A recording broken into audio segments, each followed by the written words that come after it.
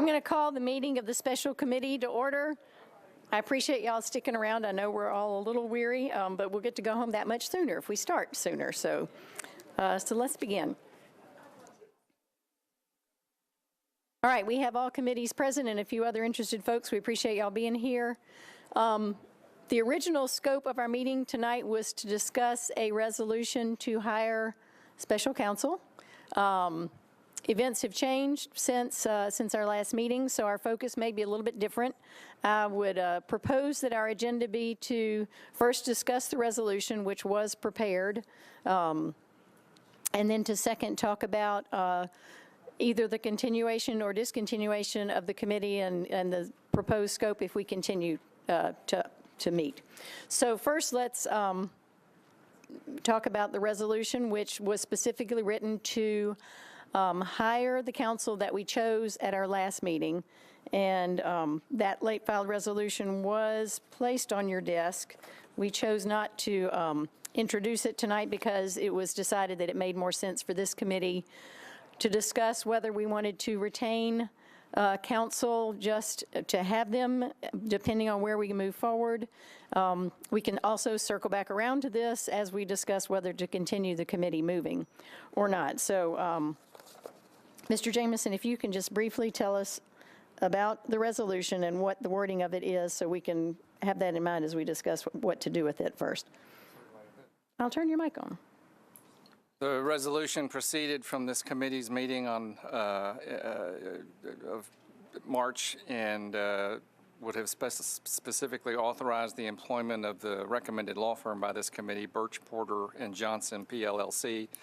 It would have required their individual hourly rates, as previously quoted by then Vice Mayor Briley, not to exceed $395 and not to apply to any travel time. They are a Memphis-based firm. We would then, by resolution, require Birch, Porter & Johnson to undertake the necessary precautions to avoid essentially conflicts of interest. What is very typical in law firms is that if a singular member has some exposure to a particular entity, that singular member can be walled off. We had been assured by Birch, Porter & Johnson that they had no outside dealings with the metropolitan government.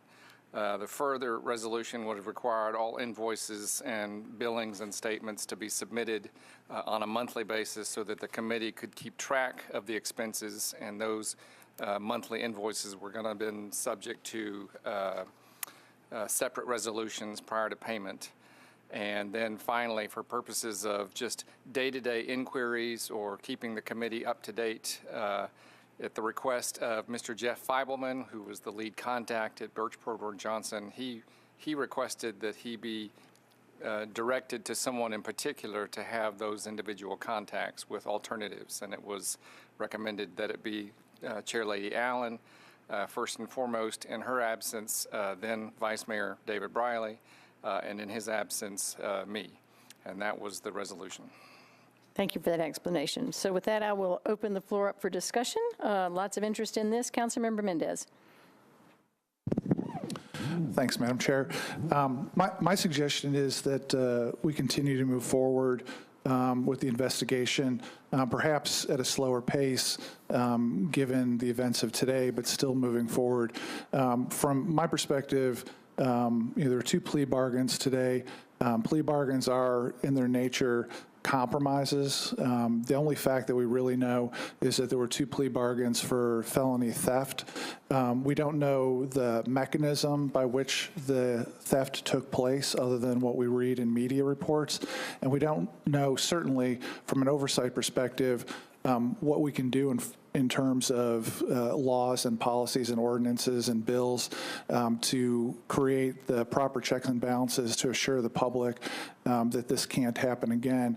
My feeling is that unless we can answer those questions, what was the mechanism of the theft, and that we are sure that we know the scope of it, and that we've fixed whatever we need to fix in terms of checks and balances and policies, that there's still a job for this committee. So I certainly feel that the committee should continue forward. As far as hiring counsel, I know there's some thought that we don't need to do that anymore. I think the logic that we talked about and voted on last time in the meeting before that was that we don't need the 7 of us as amateur detectives trying to figure this out on our own, and that we would get guidance to our role of oversight and seeing how we can bring the investigation to a conclusion. I would recommend that we still get counsel on board, but we can narrow the scope. Sometimes when people hire me as a lawyer, they say, I want to be able to ask you questions. I want you to be available, but I don't want to run up a big bill. And I think, and the suggestion I make sometimes is like, all right, let's pick an amount of time, 5 hours, 10 hours, and so I can be available to answer questions for you as needed, if needed, but when I get to the threshold, 5 hours, 10 hours, I'll raise my hand and let you know to make sure that there's not too much of an expense there. And I think that would be an appropriate balance here for us to go ahead and create the relationship. So as we go forward, if the committee has questions, we've got somebody lined up who is truly independent and an expert in the field. But we could put a cap on it so they can raise their hand when they get to a certain threshold, and that way we can make sure we keep a keen eagle eye on what the expenses are. So that's my recommendation, that we go forward as a committee. I think there's important work still to be done. Just because there was a compromise plea bargain today, I don't think we really know any of the details. And I do think we should hire counsel and maybe put some sort of cap on what the initial fees could be without checking back in with us. Thank you. Thank you. Councilmember Gilmore. Thank you so much. First, I want to thank the Vice Mayor. I think he did a great job in choosing the particular firm that he did.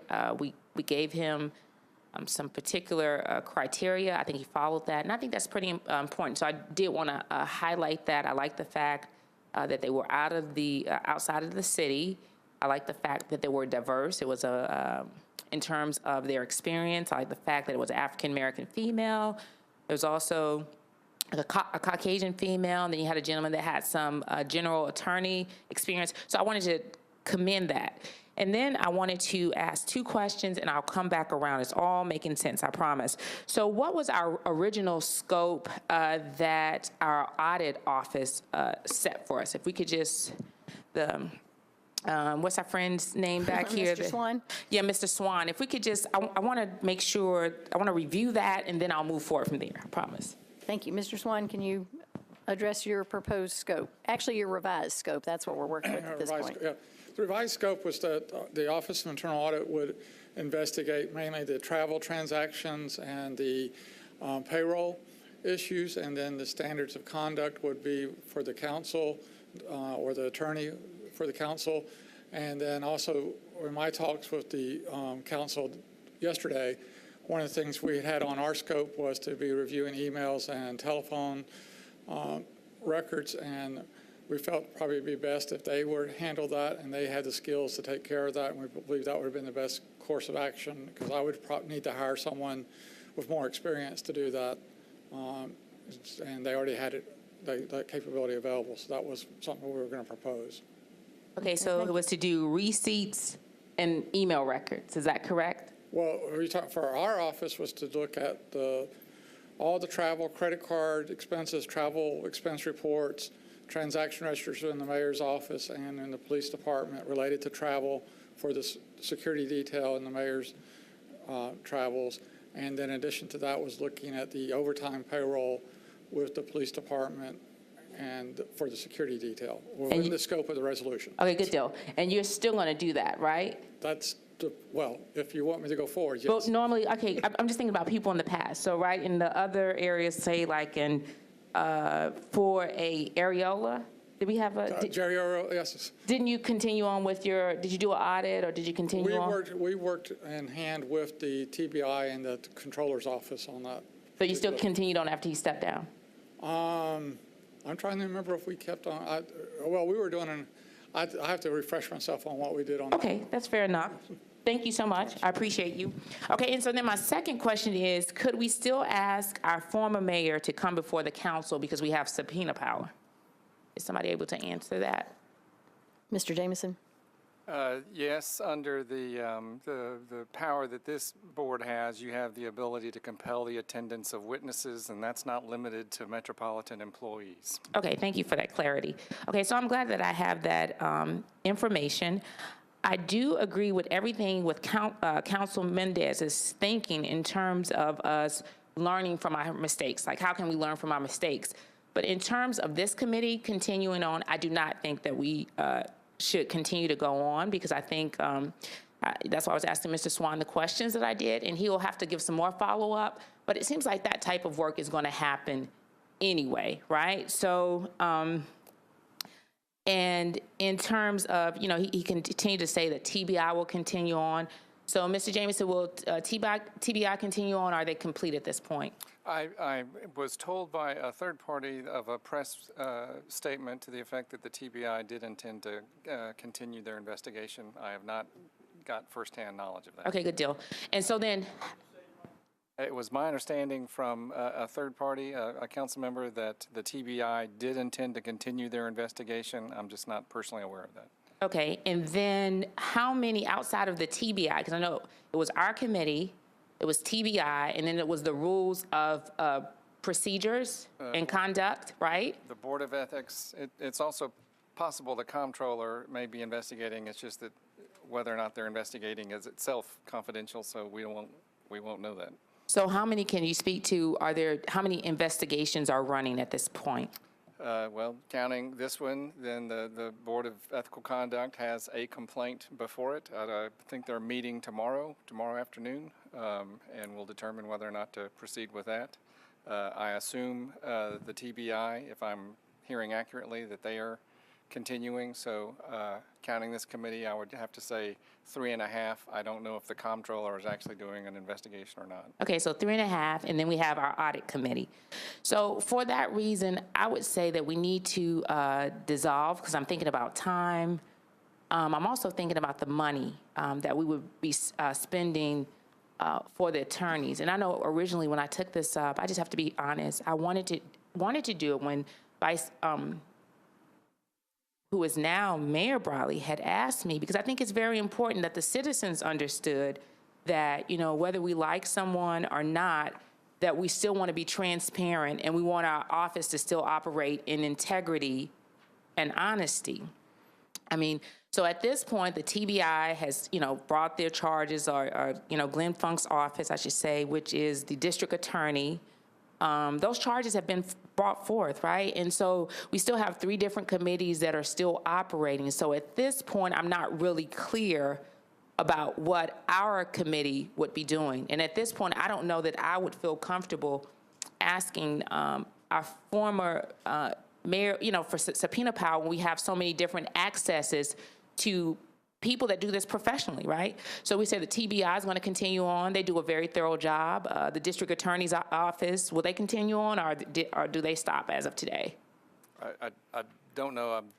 It was a slightly hectic day today, so I don't know. It was a very hectic day today, right? I don't know if they've issued a statement on whether or not they're proceeding. Okay, so I think we could gather a little bit more information, but I would say at this point I'm leaning more so towards no than yes, only because we're leaning towards others to provide us information, which is the outside attorneys, and that we have 3 different investigations still going on at this time, and all those organizations are credible, and I think that they can continue to provide the information that we need. And I think in terms of a council body, we have shown that we are upholders of truth and integrity. So I don't think that that's an issue anymore. And I think we can still gather the information, as Councilmember Mendez so eloquently stated. And, you know, we can take away the lessons that we need to learn. But I think at this time, to meet every week, when we could spend our energy as council members on other things and our money, I just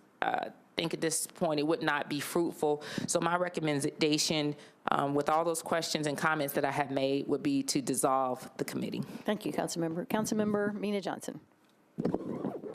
Thank you, Madam Chair. I am in opinion of the scope of our committee is my interpretation and understanding is our committee is created by very narrow focused scope, which is to investigate improper usage of public funds. And as of right now, because of today's event and all things happened, my opinion is we should conclude our committee, dissolve our committee. And as far as policy and credit card usage and so forth, independent of this special committee, I think audit committee can still continue and investigate what needed to be concluded. So that would be one way to do it. And also another entity more capable than this special committee should be able to conclude that. And we as a council still should have access to those findings and so forth. So at this point, everything happened today. Keep going, this special committee will be kind of redundant, in my opinion, and also outside of the scope. So I'm in favor of dissolving this committee, and for that reason, I'm in favor of not pursuing the resolution. Thank you. Councilmember Pulley. Brief question relative to the internal audit. I don't know if this is for Mike or if this is for Mr. Swan, but prior to this committee getting involved in this investigation, there were complaints filed with the internal auditor. So my question is, if the committee dissolves, would he not continue those investigations? Mr. Swan? Based on instructions, my understanding from the committee was that I was to work assisting the special committee, and so we could meet again and determine if they wanted to continue your request. Yes. All right, what about the requests that you got outside of the committee? So you got requests prior to a resolution ever being passed forming a committee. The only request the Office of Internal Audit received that was presented to the committee was your request for the investigation. And that was prior to the resolution being voted on, correct? I'm almost certain it was the week before. I can tell you it was before the council meeting. Well, the request came in before, yes. I'm trying to remember the committee meeting. That said, and I can tell you, I did receive inquiries from Councilor Vercher and Councilman Mendez on what potential scopes and what actions potential could be done. so what goes? So what happens to that request and that complaint if the committee goes away? I would represent it back to the audit committee, and they would make a decision to go forward or not. And we could have a called meeting or wait till our April meeting. Okay, so that provides a forum for the internal audit and the committee to still move forward with an investigation within a similar scope to what we have now. Yes, I mean, it's just I would like to have, more predication to move forward. All right. So my position on this is the TBI hasn't concluded their investigation. So anyone who might possibly be complicit in this moving forward, they'll still be targets for the TBI investigation. I also happen to know that anytime a public official is involved in malfeasance, which clearly, by virtue of the fact that we've got a plea agreement and a felony a plea as of today, that is the case here. The federal government casts a real keen eye on this, and they will be closely monitoring this and, if not, being involved in investigation themselves. So I feel quite confident that from a criminal standpoint, there are a lot of eyes and a lot of investigators still taking a look at this to see if there are a few other violations or if there are other officials who might possibly be complicit here. I also feel confident moving forward that the internal auditor can proceed on with within the scope of what we have here.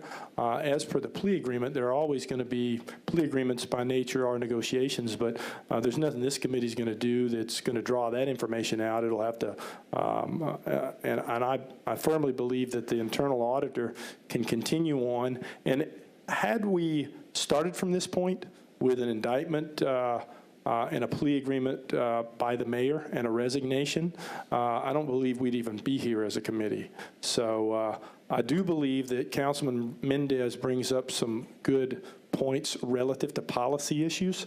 I think there are some policy failures that we've had here, and those need to be examined. I don't necessarily believe that the committee needs to be formed to do that. I think we can look outside of this independent from that. My guess is that if you talk to the police department, they've already got some policy changes in effect now relative to how they run the security operations. So that said, with all due respect to my colleague, I'm in favor of dissolving the committee for those reasons. Thank you. I appreciate that. Councilmember Mendez again.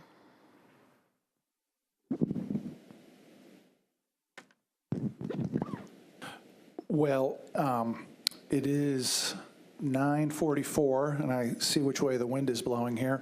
I mean, I think the best practice, as I said, and I'm not going to repeat the points I made on the floor when we created the committee and the last couple meetings, I think the best practice would be for the legislative branch to swing through its oversight role. But at a minimum, I want to make sure that if we decide, if the committee decides, I'm going to not vote to dissolve or terminate the committee. But if that's what the committee decides, I want to make sure we're clear about what Mr. Swan is saying about the audit committee and his role. He is not saying that he's going to continue anything. He's saying he's going to go back to the audit committee, either when they meet next in April or at a specially called meeting, and ask the audit committee for direction. And I would think that for those of us who want to dissolve this committee, we at least want to send the very clear message back through Mr. Swan to the audit committee that dissolving this committee isn't to be taken as an indication that, hey, you know, what's done is done, you know, let's all move on. I think we should at least send the message of we are fully expecting the audit committee to fully do as complete an investigation as the audit committee deems appropriate, because I would hate to get to that committee and find that the council saying, all right, well, you know, we're not going to do this anymore. We're going to rely on other bodies. I would hate to have momentum toward backing off, figuring out what has happened and what we can do to fix policy. So while I still would prefer that we keep going along the lines that I discussed earlier, I think at a minimum, if we're going to make a recommendation to the full council to dissolve this committee, we need to be really clear to Mr. Swan and the audit committee that it is our preference that a full and robust investigation happen through the audit committee's resources. Thank you. I appreciate that. Councilmember Swope. Thank you, Madam Chair. I'm actually quite torn in all this. If the events of today had not have happened, I think our committee would have had a pretty clear direction as of tonight as to where we're heading. But as a consequence of the events of today, we are not necessarily at an impasse, but we have a much harder decision to make. While I completely agree with Councilman Mendez that I don't think the work that we were empowered to do is done, I do agree with my other fellow council members that this committee might not be the appropriate place to do that work. I completely concur that Mr. Swan's job has just begun.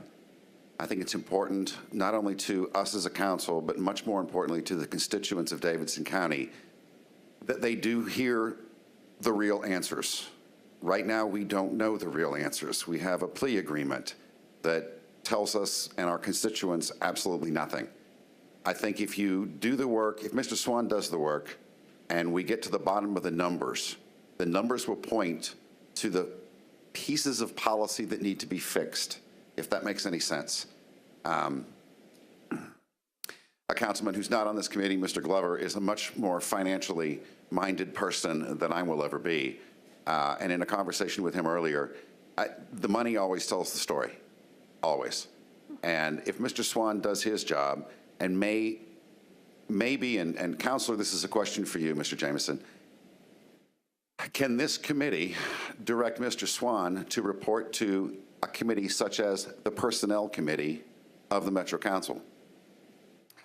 What I would suggest is that this committee make a recommendation to the Audit Committee, which has a has greater oversight and jurisdiction, if you will, over what Mr. Swan does on a day-to-day basis.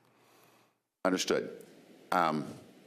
So again, we find ourselves with a very, very hard decision as to how to proceed or whether to proceed.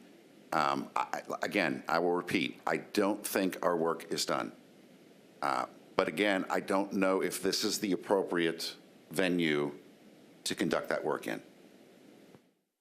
Thank you. We have more people in the queue. I'll just jump in the queue because I don't have a button to push. Would it be possible for us to say we will remain intact until we have seen what the Audit Committee has agreed to do, and then we can have this discussion again? I just throw that out as another thing to talk about. Councilmember Gilmore, are you back in the queue? All right, you're next. Thank you, Chair Allen. Also wanted to say that, or just not even say, see how we could restructure the scope and the charge of the Audit Committee to do the investigation, and also empower them to continue the work and to circle back around. How do we do that? Because I picked up the same thing, that he may not continue, Mr. Swan may not continue the work because it was set up with the Special Investigation Committee, but we just kind of want to pull back a little bit and just like let him take the lead on that. Because to me, if there was an omission today, which there wasn't a mission, it was an acceptance of responsibility. And before we began this committee, that was not there. So I think we've gotten more places than we have before. So that's a part of it. But yeah, we want to see how we got there. I think that's important.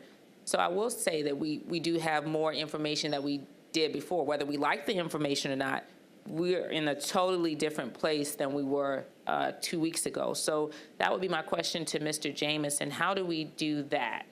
I would probably recommend by resolution. It could be filed for the March 20th meeting, the next regular meeting, with a request that that Mr. Swan pursue that approach.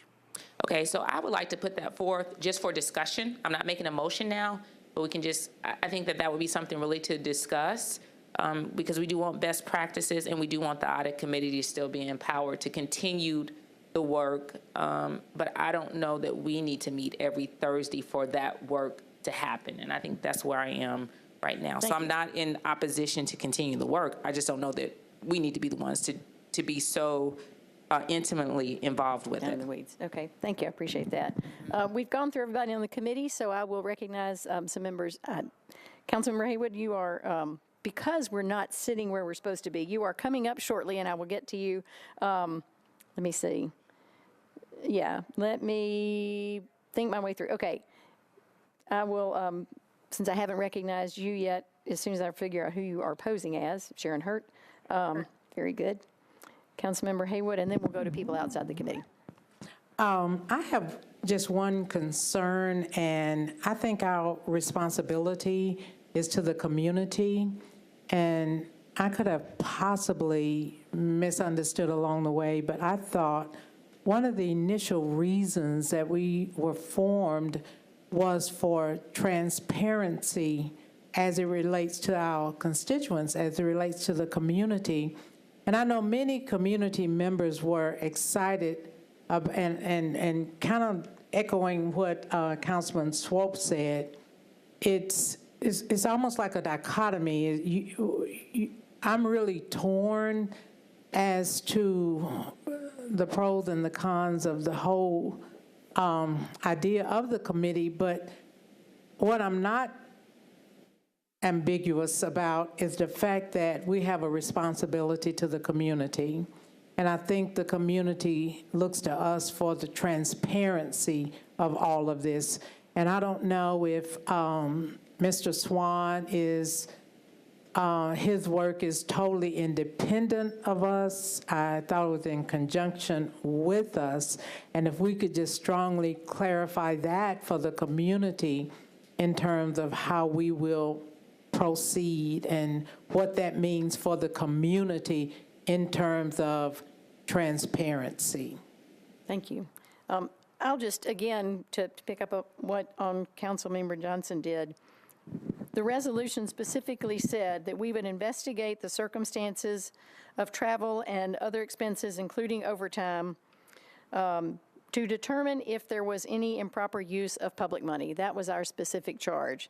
And then ultimately, we would prepare a report and recommendations to the council about our findings and any recommendations for further action. So just as, you know, as we continue to discuss this, I think it's important for us to keep in mind our charge was to determine if there was any improper use of money. That's our specific charge. That's fairly narrow. So now, with that said, I'm going to keep going through the queue. Councilmember Vercher. Thank you, Chair. I would ask Attorney Jameson, just so that everyone's clear and the public is clear also. TBI, they're their own independent investigative body. We do not have any, well, I'll state it like this. Do we have any authority to request them to provide details from their specific reports? No. That's what I thought. I just needed that confirmation, because it was expressed that because they're investigating, there's no need for this committee to continue. I echo the same position that Councilman Mendez stated, maybe not at the pace that was outlined earlier, but we still need to make sure that we're putting in protocols and checks and balances so that this does not occur again. This happened on our watch. How does it happen? We don't know. We still can't answer that question to our constituents. The Special Investigative Committee is a committee of 7. The Audit Committee, and you can correct me, Mr. Jameson, that's only 2 council members, correct? 2 council members and the pro tem. You have 5 total and 6 total. Sorry. We have Councilman Mendez, Councilman Cooper, and then we have the vice mayor that sits in. We'll have to determine if the vice mayor sits in or if the pro tem can sit in. Okay, so we know currently right now that process is a little complicated because of where we are in the transition. We don't have a speaker pro tem yet. Our current vice mayor, our newly sworn in vice mayor is also getting acclimated also, and also is part of another committee. So I know all of this is unprecedented. I hate to use the word messy, but I think it's incumbent upon us to make sure that we get the answers as to the how. We have the mission now, but we need to understand the how so we can make sure that we're putting proper protocols in place so that it doesn't happen again.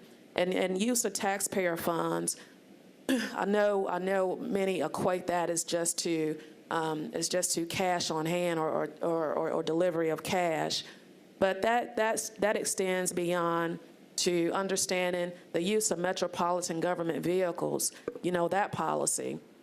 Also understanding the divisions of bureaus of the Department of the Police, the Chief Authority. We need to have those clearly understood. Extra compensation for certain personnel. Those are questions that we need to be able to answer as council members and evaluate to make sure that, again, we're addressing the loopholes in the procedures to make sure that this does not occur again.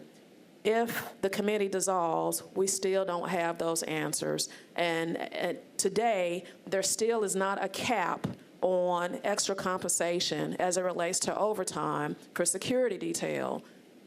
The charge of this committee is to evaluate that so we can come up with best practices so that this does not occur again. My concern is if this committee is dissolved, we won't ever get there. Thank you, Chair. Thank you. Councilmember Pulley, are you back in the queue? Sure, a couple of things. With respect to whether the committee dissolves or whether it doesn't, I think the same thing is going to occur. I think it was clear by my questions of the auditor that I have no intention of backing off of the original complaint that I made. If this committee stays or if it goes, the internal auditor is going to be investigating this, not the committee. So the committee won't have anything to do with that. I don't think anybody's desire is to hang their hat on the TBI investigation. That's totally separate and distinct. That's a criminal investigation. That's one part of this. The FBI probably is looking at that. That's another part of this. I don't know that I've heard that the DA's gone away. The internal auditor my hope is it'll continue to move forward with a very similar scope.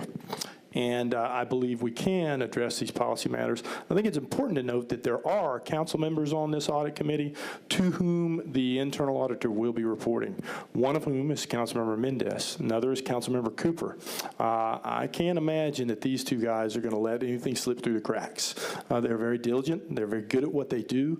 And the vice mayor, I understand it, sits on this committee as well. And I'm sure that's going to be Vice Mayor Wiener when that gets all sorted out. So I'm quite confident that the council will have their hands on this.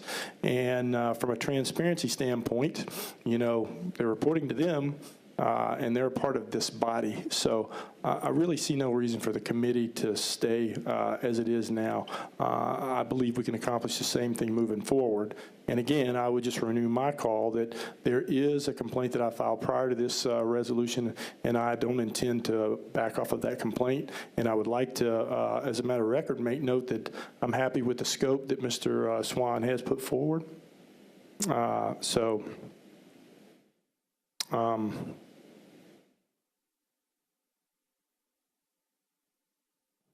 Councilmember Gilmore is asking, can you elaborate on what your complaint was? I think you're saying you had an Yeah, the complaint was inquiry. very similar to what was outlined in the resolution. Thank you. Thank Okay, you. Councilmember Mina Johnson. Thank you, Madam Chair. I am in support of check and balance and transparency because it is important to learn from past mistake. However, I think going forward, our committee, special committee's scope and responsibility is very narrow. So for that reason, I think as a committee, we don't have to dissolve right now. As Chair suggested, we can ask audit committee to continue the scope of the investigation we outlined at the last meeting. We can make sure audit committee will take up that, continuously take up that investigation. And so until we can confirm, we can have our committee as a safeguard. I'm open to that, formation. But as far as we, as a committee, keep meeting weekly basis, is under the circumstances, I think we can do different entity and different procedure to for the future check and balance and transparency and policy decision outside of this committee. That would be my opinion. Okay, thank you. Councilmember Swope. Thank you, Madam Chair. Just to reiterate, and I completely agree with what Council Lady Vercher just said. My big fear is if this committee dissolves, where does that leave Mr. Swan's charge? Because we are the ones that charged him with this investigation. As a consequence, it would be up to the audit committee to recharge him or personnel or someone else. At that point in time, we've lost a month. I don't know about anyone else, but my constituents want a little bit more of an answer than they got this morning. And it comes down to that simple of a request. So my thought process on this would be, as you just said, we don't have to meet every week. As a matter of fact, we can charge Mr. Swan with what we're charging him with and meet again when his work is done. There's no reason for us to meet if there's nothing to talk about. And with that said, let's come back to the resolution that we yanked off of the agenda tonight. I don't think outside counsel is necessary here, let alone spending a dime of taxpayer money for outside counsel. I think we've narrowed the scope of our own committee's work so narrow now that we're charging Mr. Swan to do his work, and then we look at that, and hopefully those numbers tell us where we have to fix policy, both on, well, on an administration level and on a legislative level. Thank you. I'm going to interject my questions again. Mr. Jamison, can you tell us, with regard to policy, whether that's overtime policy or other things, are those typically things that council can legislate, or is that within the, in terms of recommendations that we make, would that necessarily result in legislation regarding policy? Is that how policy is actually changed or permanently changed? Well, you have the Civil Service Commission. You also have the Benefits Board. Both of those generally set payroll policy, overtime policy, employment policy in those respects. They are responsive to ordinances passed by the council, and so this council could have an effect on those bodies and the implementation of the rules they adhere to. Okay, thank you. That's helpful. All right, I'm going to keep working my way down the queue. Councilmember Gilmore. Thank you, Chair Allen.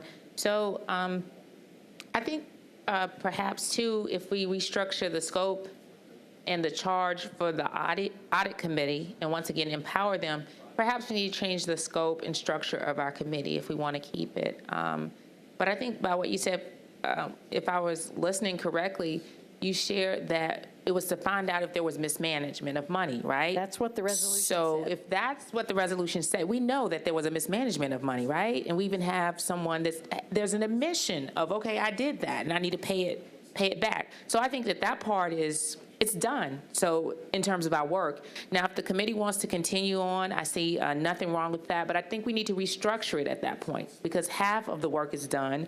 But I do believe in evaluating and looking at best practices. So I do think the point that Councilmember Haywood and Mendez brought up, but I think we just really need to look at our committee and the structure at that point. I think we just need to really think about what we're doing at this point, because if that was the one of the larger charges that we were charged with, we know that at this point. So I'm just trying to understand. I want to make sure it's the best use of the committee's time, the best use of taxpayers' dollars, and just to make sure that we're going about it the best way at this point, because half of it has been done, if that's what the resolution says, you know, whether she resigned or whatever, the mayor. But we have found out that there has been a misuse. So if we continue on, which I don't have a problem with, we need to restructure at this point, because the resolution we're not aligned with our resolution anymore. So I would just say those are new things that we need to look at for ourselves and for the audit committee. Thank you. So again, just to say that the section 1 was to determine if there's improper use of money. Section 2 was to prepare a report and recommendations to the council, recommendations for future action. So it sounds to me like that's what we're trying to, I guess, further hone our description of here. So with that, I will move on to Councilmember Brett Withers. Thank you so much, Madam Chair. Committee members, I'm not a member of your committee, but just wanted to make the Personnel Committee available to you as a resource. It's my understanding that the Special Investigation Committee is not tasked with writing or reviewing policies. However, we do work closely with civil service and benefits and HR, and also I work very closely with the finance director at times. Our committee strives to be as collaborative as we can, both with metro departments as well as with other committees. If investigations by anybody do determine that there are some best practices or policy recommendations, which Councilmember Vercher alluded to, and that may very well be the case, I think we do need to look at those. If that kind of legislation is needed or warranted, that would come before a committee, and I would be more than happy to schedule meetings with the Budget and Finance Chair or any other committee chairs or just council members that wanted to look at specific policies so that we can continue that piece of the work. I think that's a really great feedback. and just wanted to make myself and the Personnel Committee available as a resource in that particular endeavor, which I think is outside of the scope of this committee. Great, thank you. That's very helpful. Councilmember Mendez. Let's see, a couple different points.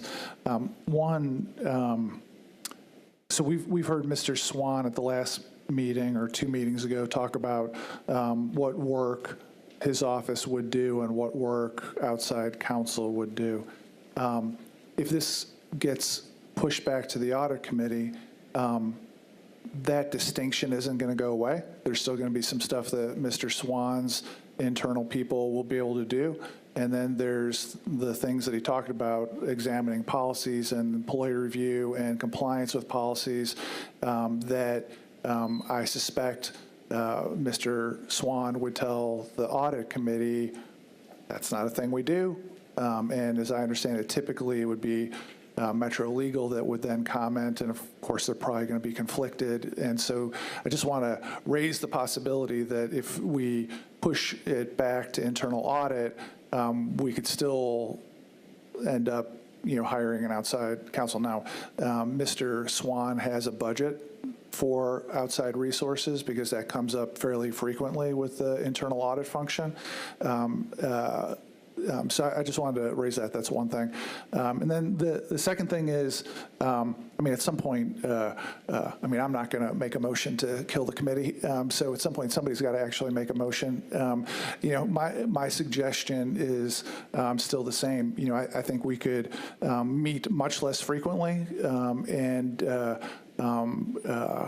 whether this committee hires the Birch Porter or whether most likely internal audit uses its resources at the direction of the audit committee to hire somebody for that part of it. We could back off to meeting as infrequently as we need to let things unfold. To Councilman Pulley's point, I think the same thing is going to happen pretty much no matter what. I think there's going to be an outside resource used. I think internal audit's going to do most of the work. It's a matter of whether we're going to have the show of importance and transparency and involvement of a group of council members, this committee, or whether it's going to be me and Councilman Cooper trying to have the 6-person, 5-person, depending on how the vice mayor thing shakes out, audit committee. And I promise if that's what we end up doing, that I'll do everything I can to make sure that there's just as much transparency and attention to the results. I do think for the community, it's meaningful that the council is more actively involved. But given the hour, nobody's going to hurt my feelings if they make a motion to the contrary. We still have more discussion. Councilmember Pulley. Thank you. I won't take long. I just want to acknowledge a couple things. Council Lady Virtue makes great points. She does. I didn't hear anything that she said that was anything that we didn't need to attend to. I agree with her concerns. My concern is that it's outside the scope. A lot of what she said is outside the scope of what this committee is designed to do, so that concerns me. But I do want to acknowledge those are all points that we really need to address in some way, and it's my belief that we don't need this committee to do it. Another point I wanted to make is symbolically moving forward rather than looking backward. Is one point that would be made by dissolving the committee. But quite frankly, if it's the will of the committee to do something else, I'm not going to stand in that way. So thank you. Thank you. Councilmember Swope. Councilor Jameson. Yes, sir. Did we or did we not empower Mr. Swan to go forth and audit last Thursday? Correct. So as of right now, Mr. Swan, am I correct in assuming that you have begun the audit? We've started making contacts and arranging meetings to start going forward, yes. Okay, thank you. With that said, and I'll reiterate my conscious desire to be transparent to the constituents of this county on all of our behalfs. We were empowered by then Vice Mayor Briley to represent not only this council, but 800,000 people in this county. And I think it's very important that we not duck out of that responsibility, and we go forth and do the hard thing, which is continue this. Again, it's somewhat looking backward, and we should be moving forward and healing and reestablishing faith and trust. But I think if we stay together, we go a long ways towards establishing faith and trust back into not only our government, but in our community as well. So with that said, may I make a motion? You may. And it's dual fold. Follow me on this one because I'm writing it as I speak here. Item A on this motion is that we do not hire outside counsel at this time, but reserve the right to do so in the future. And the second part of this would be that this committee continues in its existence at this time, knowing full well that Mr. Swan has work to complete, and we will meet when Mr. Swan needs us to meet and/or has a report to give to us, whether that's 2 weeks or 4 weeks from now, doesn't matter, but that we still stay in existence awaiting Mr. Swan's report to us. Okay, we have a motion. Is there a second? It's been moved and seconded. There are a few more people in the queue. Is that on the motion before us? Council Member Jim Schulman. Meeting announcement. Thank you, Madam Chair. I do have a question about the motion. I agree with first motion, not hire outside counsel at this time, but have reserve that right and capability and continue audit work. But I think what I'm hearing is what we want to accomplish is we want to have more transparency, and of course we do, and checks and balance, not only the past experience, but going forward. And it involves more personal policy and empower as a council. To accomplish what we want to do, I am questioning if this resolution is enough. If it's not, we may have to create new resolution to empower this special policy. So that would be my question. Mr. Jameson, may I defer to you on whether the current resolution covers? Sure. So I think if I'm not extrapolating too much, with the resolution that created this committee, essentially creating the scope of whether or not there was an improper use of public funds, now that that has essentially been established as fact, what scope would you prefer that provides a greater context for this committee to result in policy changes? And that's entirely the discretion of the committee. We could certainly file an updated resolution, if you will, that updates what the scope for Mr. Swan would be, eliminates any reference to outside counsel, though retaining that option if Mr. Swan's conclusions or interim suggestions are to that effect. I think that would be my suggestion. Thank you. If I'm following. And I guess my follow-up question would be, do the words, "The special committee shall prepare a report and recommendation to the council about its findings and any recommendations for further action," is that broad enough to cover the things that we've talked about, or do we need to redefine? Right, I would probably redefine that. Too broad.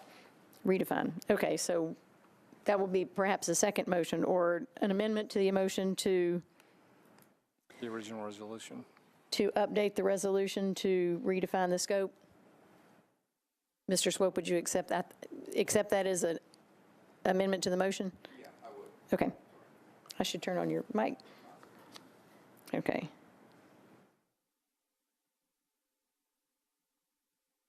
Okay, Councilmember Haywood. I would just like to echo what Councilman Swope has proposed, because Mr. Swan, I think we agreed that he would work in tandem with us and that he would report back to us.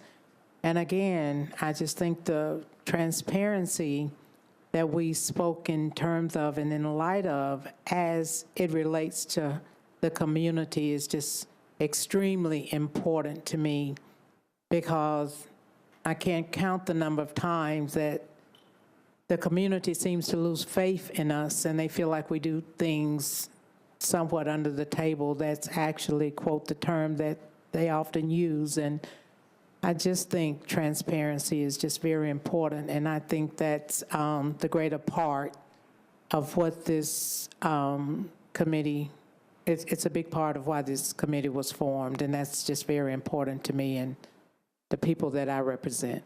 Thank you. Councilmember Gilmore? Thank you, Madam Chair. I think I agree with everything except for not having the firm.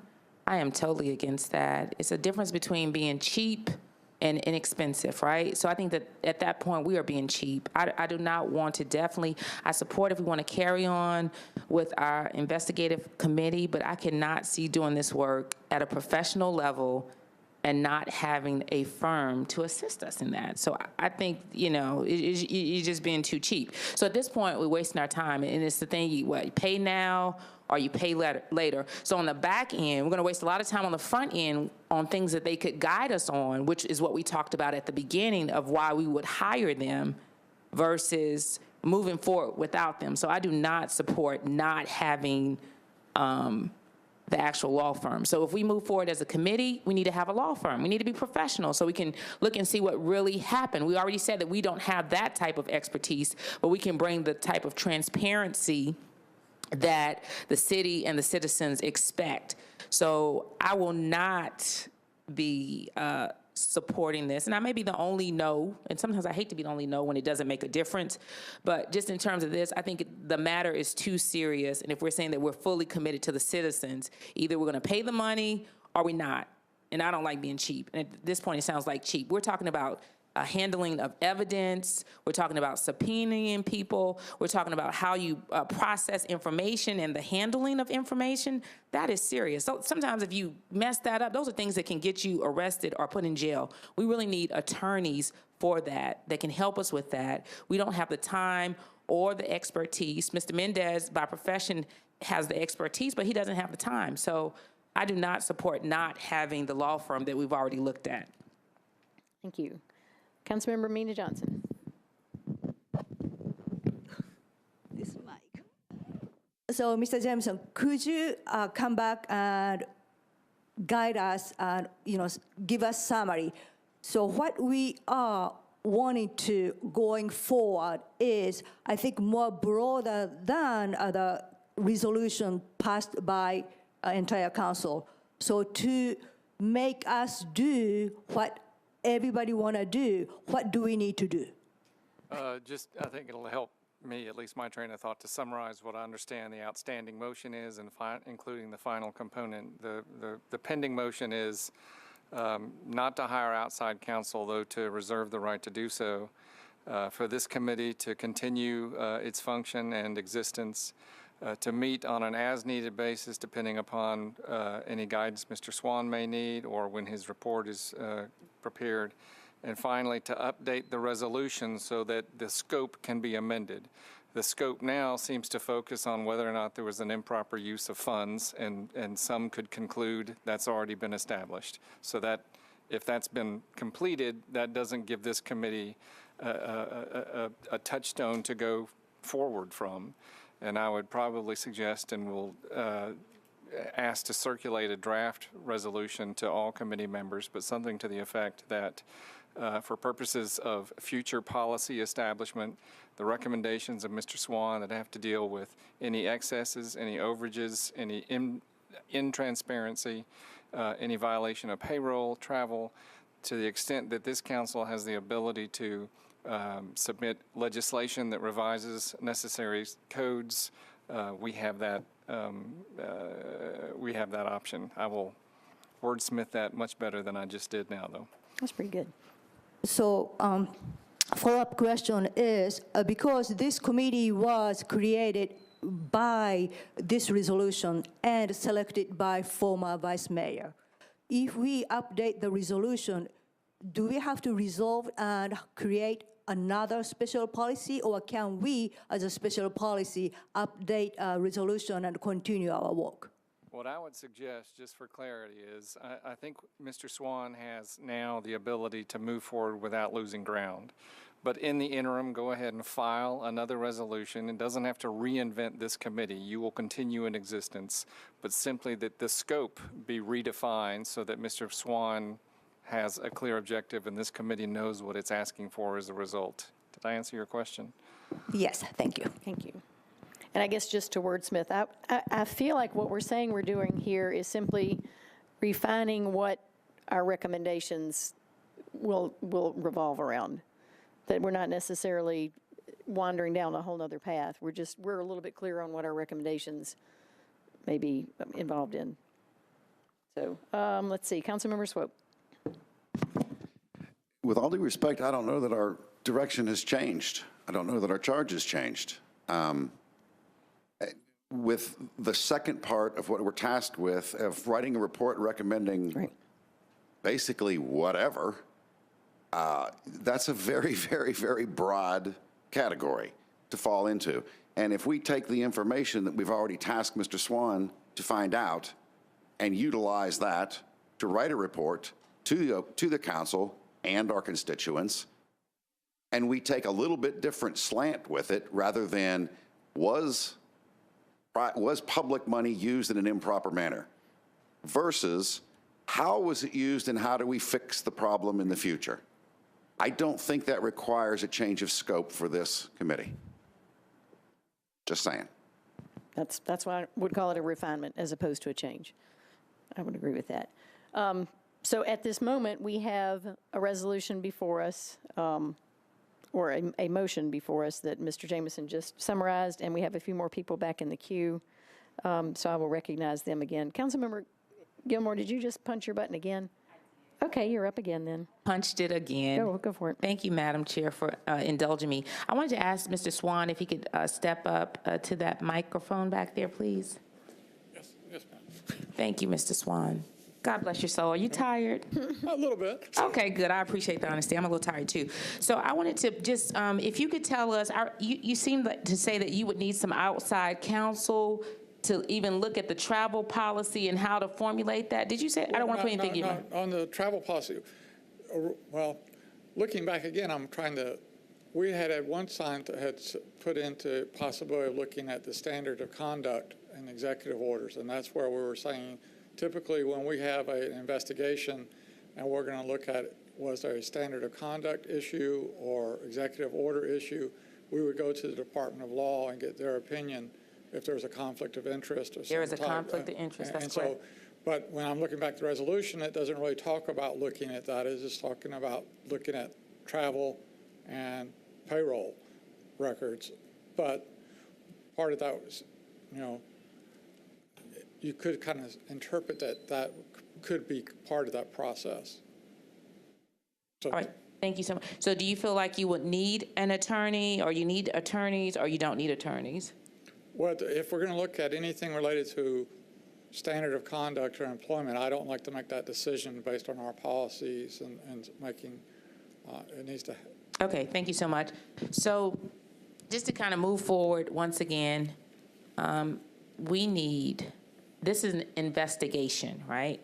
So we need attorneys, people that have studied 3 years and more, who have gotten their degree, and we have an attorney general in this case. I mean, those persons that were chosen, they have strong backgrounds, and he's shared with us that he may need some outside expertise.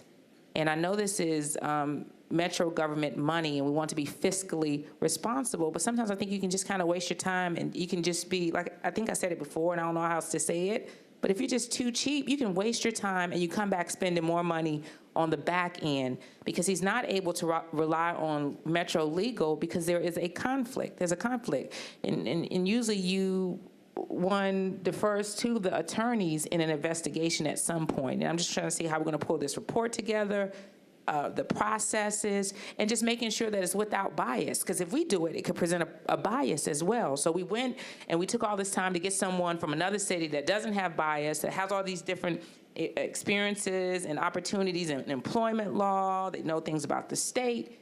and then for us not to use them and say that we want to help the citizens, I feel like it's a disservice to the citizens, and we should not allow people to pressure on us to save money, because it's not really saving money at the end. And I just want to reiterate that once again. I'm for, if we want to continue with the committee so that we can learn best practices. I get it, just because an announcement was made today, and there was an admission of that. We've changed the scope. I feel like we're moving in the right direction. But to not have legal counsel, to me, is just, it's beyond bizarre. Yeah. Thank you.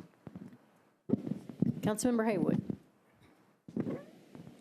Wow, the more we listen, the more, I'm inclined to agree with Council Lady Gilmore in terms of moving forward with the outside counsel, because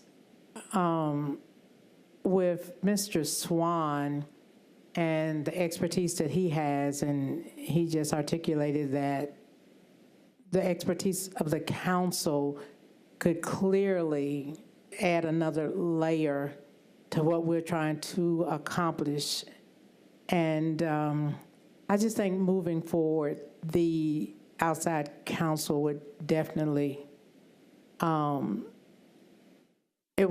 we would definitely need the outside counsel. I just agree with Council Lady Gilmore and all that she has stated.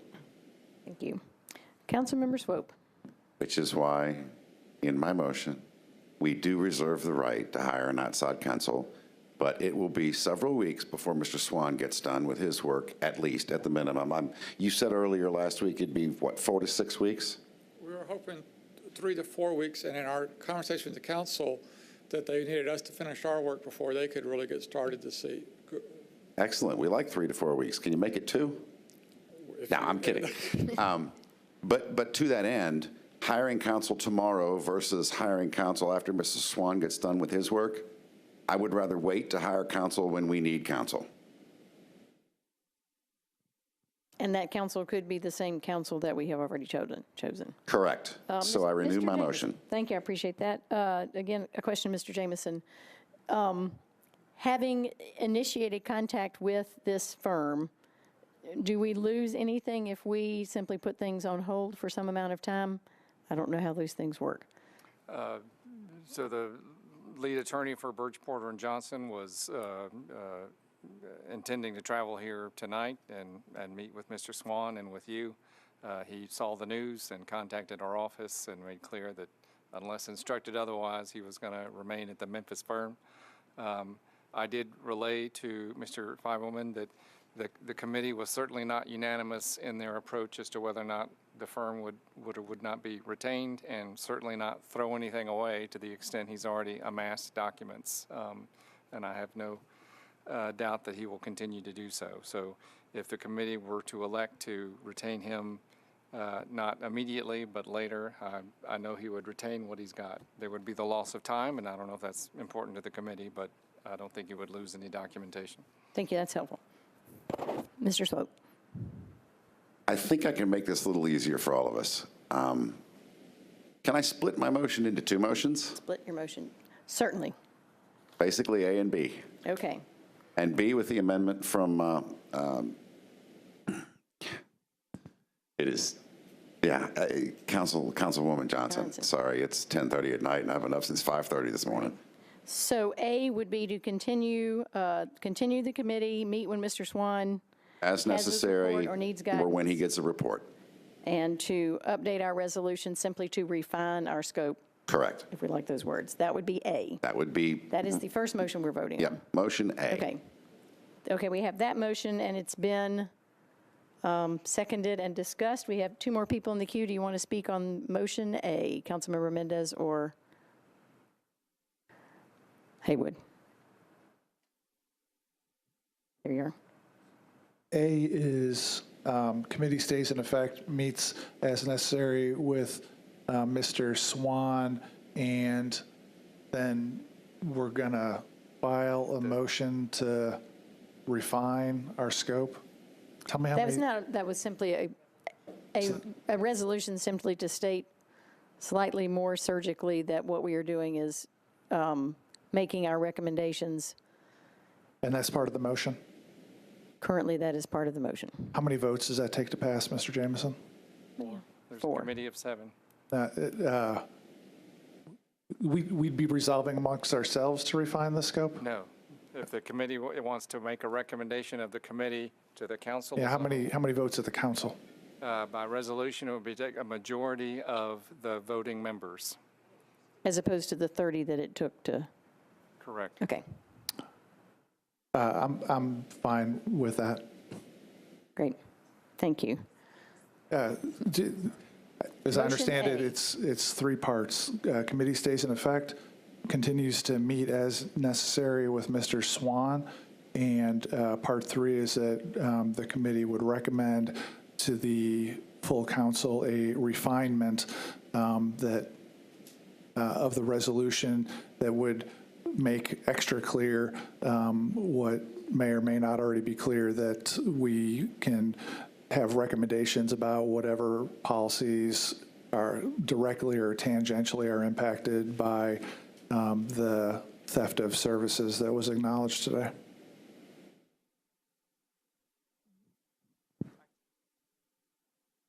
And, yeah, and Mr. Jameson will circulate his wordsmithing on that.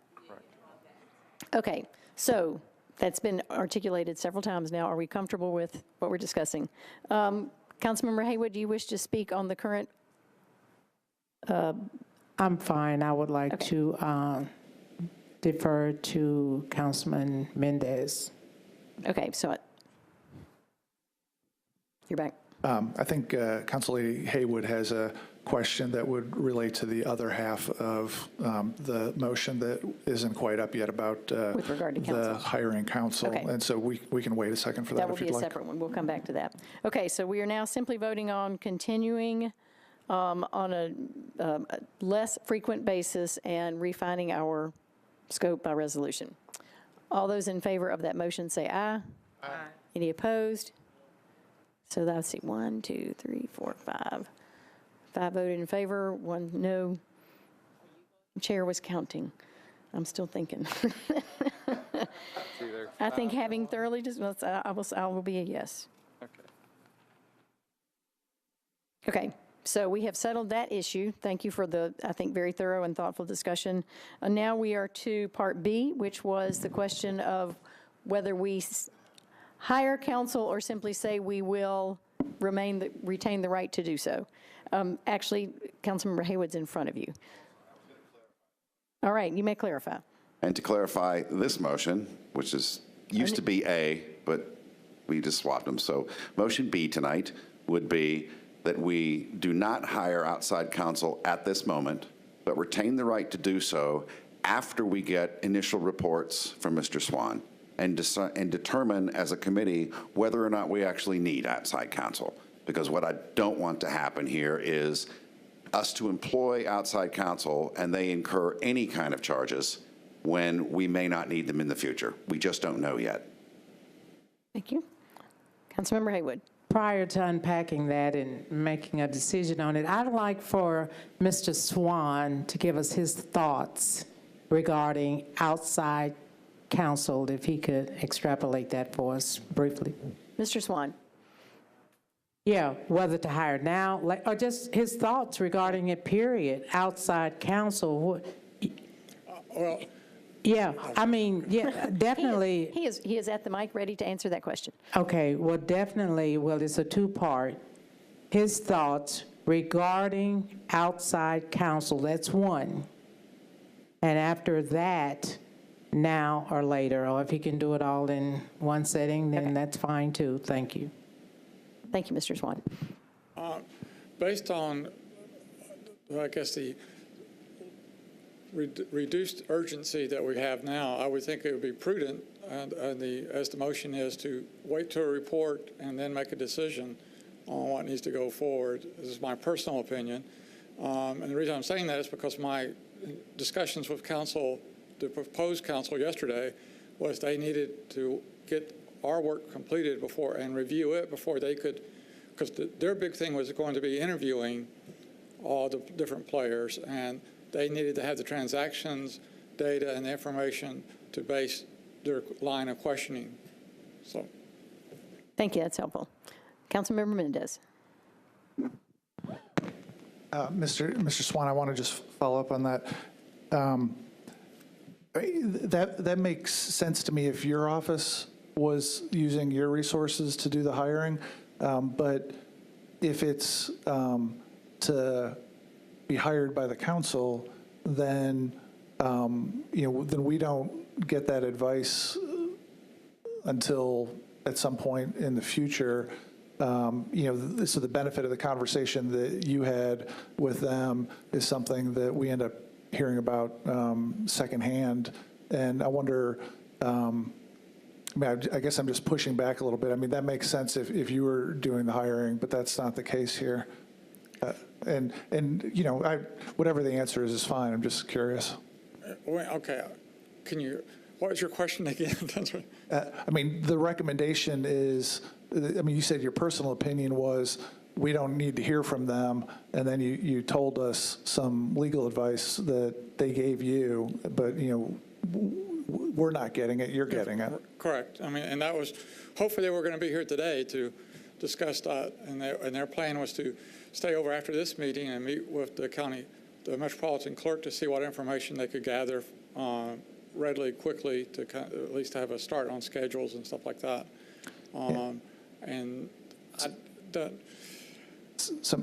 Thank you. Madam Chair, my view still is, that encapsulates the issue. If we don't have council on board, then, we don't have the answer to that question. Internal audit's got the answer to that question. And, my preference would remain, and I know we've got a motion pending, but my preference would remain to establish the relationship. And if we've got to say, don't spend more than 5 hours, 7 hours, 8 hours until Mr. Swan's done without raising your hand to tell us, then, the cost to Metro is, on the order of low four figures for us to have the safeguard of we've got a resource, we the committee, we the council have got a resource that we can get direct advice from ourselves. That's my preference. And so I will oppose the motion. Sorry for belaboring this. It's okay. It's an important decision, I think. Councilmember Gilmore. Thank you. I had another question for Mr. Swan. Yes, ma'am. Thank you. So how would you know the scope of what the attorneys were looking for if you completed the investigation and they may have needed some information? How do you determine that you're even going in the direction in terms of what they need to help you assess, to give us a report that we can report to the city if they're not on the front end of it? Well, I'm just relaying our conversation yesterday was that they, based on the scope that was proposed and what the resolution had on looking at the two major areas, that they would need us to complete our work prior to doing any of their interviews and their detailed task. But that was prior to us refining our mission, right? Well, I don't see the mission changing a lot from that. Okay. There is some, I guess, there is some benefits for having council on already pre-approved. I will say that because in our case, if there's something that comes up and we needed to check with them, we would have that ability to just give a call. Right, but if it was at the end, you couldn't check with them until everything was finished, right? Well, they could have a report and then those questions could come. It's just a matter of time and when, and if you're going to, if it makes sense. You may come to a conclusion saying you didn't need them at all, but. Yeah. So I appreciate you, because it's late at night, right? So I really appreciate you. Once again, I just, when you're doing investigations, and I think Mr. Swan is very capable, but if we would have the attorneys and we would only wait till the end, to me, I'm not sure that he said the end. He said. Yeah, but I'm just saying we're saying that they may not be in the big. I think there needs to be some preliminary work just to establish the scope, and you check in. And I'm just kind of all the way or nothing on that one. That to me, it's just a non-negotiable. I think we just really put ourselves in a bad spot. And it seems like, to me, what I'm hearing is not because of the capabilities. I hear that we're trying to save money. And in order to do a really good investigation, when we want to present it, we want to make sure that, they just have that training, certain things that they block out, certain things that we need to look at, certain things you need to think about when you ask questions. And we can say that the report in itself is thorough, it's well established, it's reliable, it has been verified. And to just wait until the end, if we're going to get an attorney, right? So we're saying we're going to get an attorney, but we're going to wait until the end. It just it's not sitting well with me. So I would ask the committee to, if we're going to do it, to me, a part of it is really when you do investigations, you usually have some kind of somebody you can rely on. You don't usually complete the whole report like he shared, which he's very knowledgeable. He's always done a good job. You usually have a question. Like, okay, do I need to do this? Am I looking at the right space? Is this legal? What happens if we find out this? You don't wait all the way until the end. You kind of check in to make sure that you're going in the right direction. So once again, I would just ask the committee to please not support. I understand we're saying that we can have an attorney, but we need to give them the capability to be all the way at the beginning. These people have some outstanding qualifications, and I think that they can just really make the report and the recommendations and all of the information that we want to give to our citizens just really phenomenal. And I think it's a missed opportunity just because we're trying to save money to say that we'll only get them if we need them, or we get them at the end, because sometimes you don't even know what you need when you don't know what you need. So, I mean. Thank you. All right. Councilmember Johnson. Thank you. So assuming, I think to refining and surgically bring our committee's scope slightly change, kind of a little bit wider scope, not only going backwards, but going forward. I think we still need approval from entire council. And as well as assuming hiring outside council, we still need entire council's approval.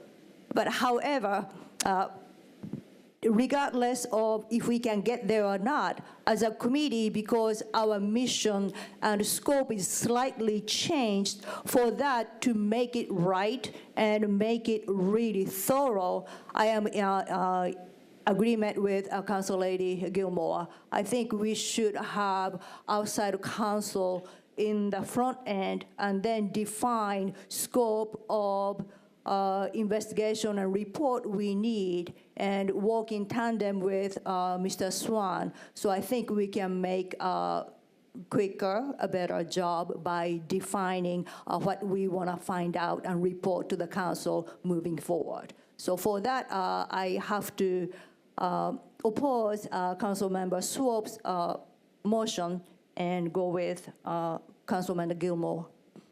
Thank you. We're making progress. Councilmember Haywood. I would just like to echo what Council Lady Johnson just articulated. I would just have to agree with Council Lady Gilmore. So it sounds like we are ready to vote on that motion as it stands. So the motion currently, as I understand it, the motion is to not hire outside counsel, but to reserve the right to do so. That is the motion that is before us. We have discussed it very thoroughly. I believe we are ready to vote. All those in favor? Opposed? Okay, it sounds like we might need a new motion then. Would anyone like to make a new motion? Councilmember Mendez. Move to file a resolution in time for the next council meeting to approve hiring Birch Porter and adding a restriction to the hiring that they would not be able to bill more than 8 hours worth of time without seeking prior approval from this committee. Been moved and seconded. Is there any discussion on 8 hours? Is that, any lawyers know if that's enough time? Okay. I can answer that question for you if you want. Sure. I mean, 8 hours is slim, very slim. I mean, we already think we have an agreement that they're not going to bill for travel time, so that's out. You know, from my perspective, you know, that's basically have conversations with Mr. Swan 2 or 3 times, have a conversation with the committee chair a couple of times, maybe one trip here, hopefully for an hour meeting. And, you know, that might be a month and a half if Mr. Swan is accurately reporting, which I'm sure he is, the conversations he's had with them. And so when I say 8 hours, you know, that's a extremely slim, maybe that lasts a month, maybe that lasts a month and a half. Not much longer than that. If we wanted to give a little bit more leash than that so we didn't have to come back and talk about it in a month, you know, what I heard Councilor Gilmore say, you know, 15 might be, you know, a little more reasonable. Okay. Thank you for that. Councilmember Haywood. Are you back in the queue? No, great, okay. Councilmember Swope. Is that an old? Nope, okay. Councilmember Johnson. Just to clarify, so Councilman Mendes, you amended your motion to increase the time limit to 15 hours or still 8 hours?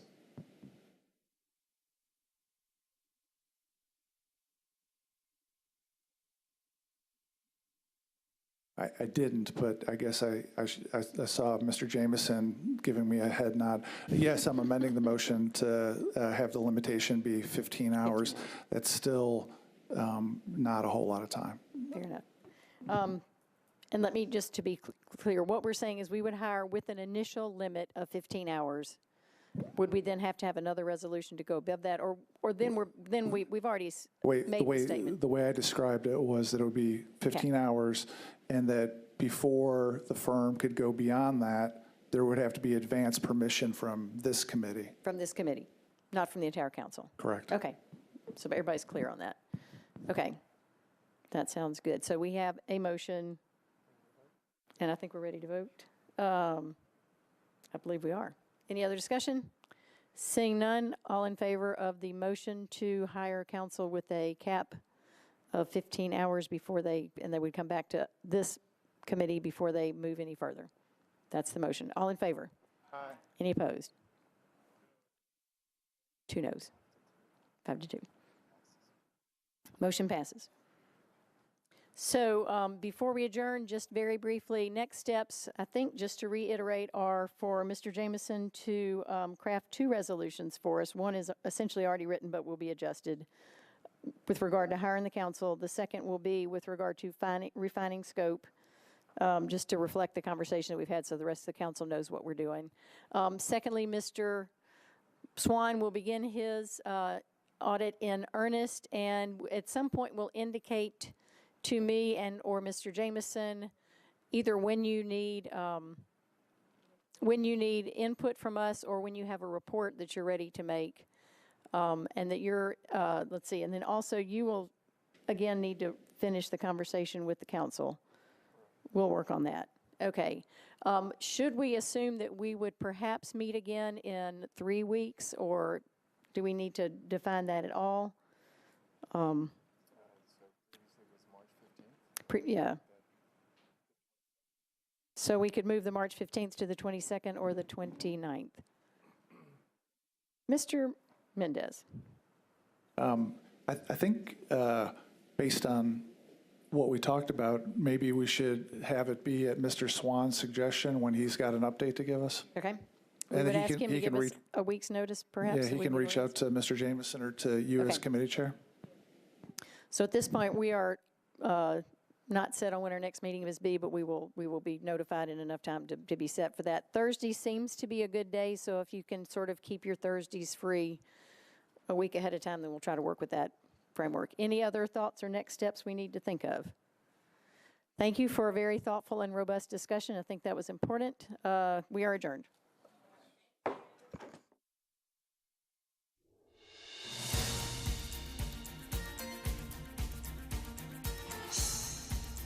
This has been a service of the Metro Nashville Network. If you would like to see this presentation again, or for more information about this and other programs, visit nashville.gov.